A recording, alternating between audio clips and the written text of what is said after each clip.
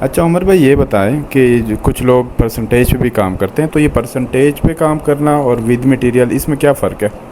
अहमद जो परसेंटेज पे काम कर रहे हैं ना, परसेंटेज बेसिकली कंसल्टेंसी में आ जाते हैं। कोई इसकी जो मार्केट में रेट चल रहा है वो ग्रे स्ट्रक्चर का चल रहा है 10 to 15%, और इसी तरह फिनिशिंग का भी है 20% तक भी जाता है, डिपेंड करता है प्रोजेक्ट किस तरह का है।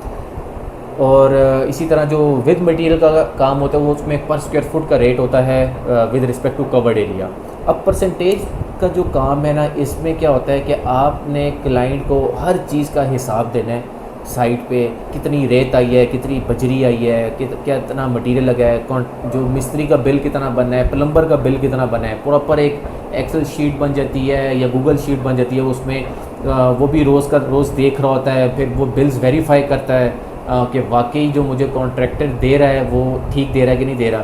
तो इस पे क्लाइंट का काफ़ी टाइम स्पेंड होता है वेरिफिकेशंस करने में, उसको चेक करने में।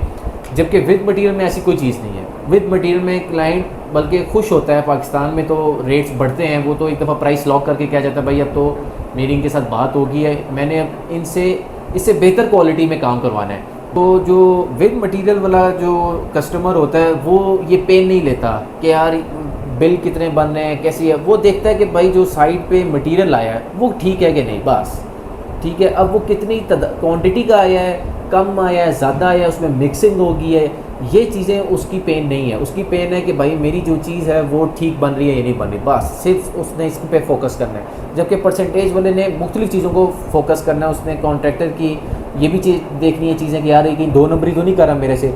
और परसेंटेज कॉन्ट्रैक्ट में एक और चीज़ है कि बहुत देखा गया है कि लोग जो है ना गलत बिल पेश करते हैं। मतलब अपनी परसेंटेज बढ़ाने के लिए क्लाइंट्स को क्या करते हैं कि ज़्यादा बिल शो कर देते हैं और दुकान वाले को भी बता देते हैं भाई इसका यही आपने रेट बताना है। तो बेसिकली वो दो नंबरी में आता है और उस पर भी एट द एंड कस्टमर को नुकसान है।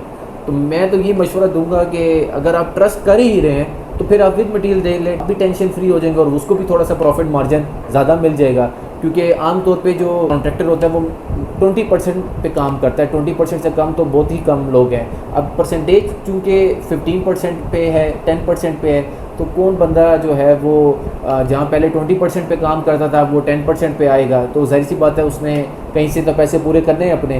तो इसमें चोरी के चांसेस ज़्यादा हैं। इन शॉर्ट में अगर आपको बताऊं कि परसेंटेज कॉन्ट्रैक्ट में चोरी के चांसेस ज़्यादा हैं, मिस हैंडलिंग हो सकती है। ये मैं तो इसको उतना अच्छा नहीं समझता।